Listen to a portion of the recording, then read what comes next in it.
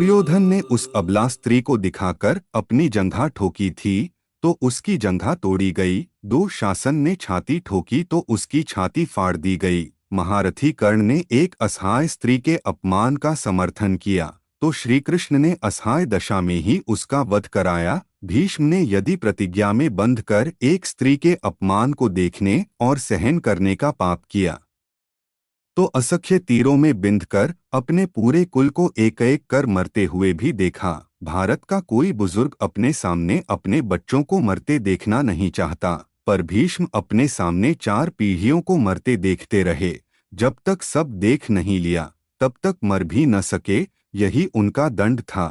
धृतराष्ट्र का दोष था पुत्रमोह, तो 100 पुत्रों के शव को कंधा देने का दंड मिला उन्हें।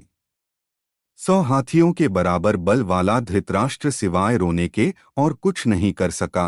दंड केवल कौरव दल को ही नहीं मिला था, दंड पांडवों को भी मिला। द्रौपदी ने वरमाला अर्जुन के गले में डाली थी, सो उनकी रक्षा का दायित्व सबसे अधिक अर्जुन पर था।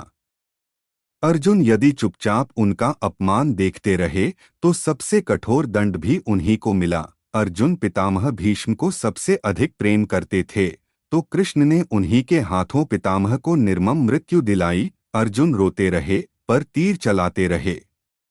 क्या लगता है अपने ही हाथों अपने अभिभावकों भाइयों की हत्या करने की ग्लानि से अर्जुन कभी मुक्त हुए होंगे क्या? नहीं, वे जीवन भर तड़पे होंगे। यही उनका दंड था।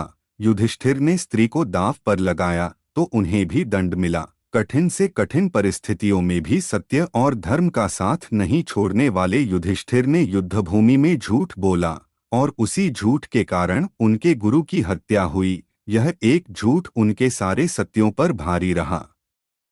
धर्मराज के लिए इससे बड़ा दंड क्या होगा? दुर्योधन को गदायुद्ध सिखाया था स्वयं बलराम ने। एक अधर्मी को गदायुद्ध की शिक्षा देने का दंड बलराम को भी मिला। उनके सामने उनके प्रिय दुर्योधन का वध हुआ और वे चाह कर भी कुछ न कर सके। उस युग में 2 योद्धा ऐसे थे जो अकेले सबको दंड दे सकते थे, कृष्ण और बर्बरीक। पर कृष्ण ने ऐसे कुकर्मियों के विरुद्ध शस्त्र उठाने तक से इनकार कर दिया और बर्बरीक को युद्ध में उतरने से ही रोक दिया। लोग पूछते हैं कि बर्बरीक का वध क्यों हुआ? यदि बर्बरीक का वध नहीं हुआ होता तो द्रौपदी के अपराधियों को यथोचित दंड नहीं मिल पाता। कृष्ण युद्धभूमि में विजय और पराजय तय करने के लिए नहीं उतरे थे। कृष्ण कृष्णा के अपराधियों को दंड दिलाने उतरे थे।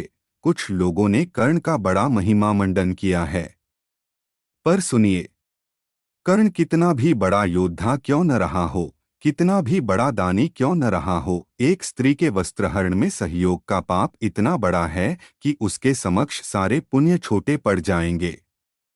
द्रौपदी के अपमान में किए गए सहयोग ने यह सिद्ध कर दिया और उसका वध ही धर्म था। स्त्री कोई वस्तु नहीं कि उसे दांव पर लगाया जाए। कृष्ण के युग में 2 स्त्रियों को बाल से पकड़कर घसीटा गया। देवकी के बाल पकड़े कंस ने और द्रौपदी के बाल पकड़े दुशासन ने। श्री कृष्ण ने स्वयं दोनों के अपराधियों का समूल नाश किया। किसी स्त्री के अपमान का दंड अपराधी के समूल नाश से ही पूरा होता है, भले वह अपराधी विश्व का सबसे शक्तिशाली व्यक्ति ही क्यों न हो। यदा यदा हि धर्मस्य ग्लानिर्भवति भारत अभ्युत्थानमधर्मस्य तदात्मानं सृजाम्यहं परित्राणाय साधूनां विनाशाय च दुष्कृतां धर्म संस्थापनार्थाय संभवामि युगे युगे।